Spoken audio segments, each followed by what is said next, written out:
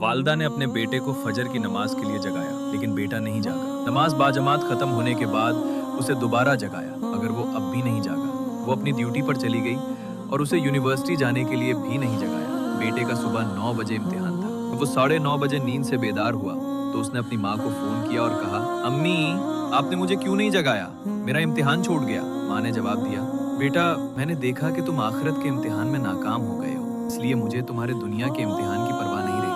हमारे मुआशरे में 4 साल के बच्चे को सुबह 7 बजे उठा दिया जाता है कि स्कूल जाना है, लेकिन 15 साल के नौजवान को फजर की नमाज के लिए नहीं उठाया जाता कि अभी बच्चा है। ये एक लम्हा फिक्रिया है। नमाज फजर अदा करना इंसान की शैतान के खिलाफ सबसे पहली फतह है। इतनी लंबी रात होने के बावजूद फजर की नमाज ना पढ़ना हमारी बहुत बड़ी बदकिस्मती है। अल्लाह ताला हम सबको 5 वक्त की नमाज बाजमात तकबीर औला के साथ अदा करने की तौफीक अता फरमाए। आमीन।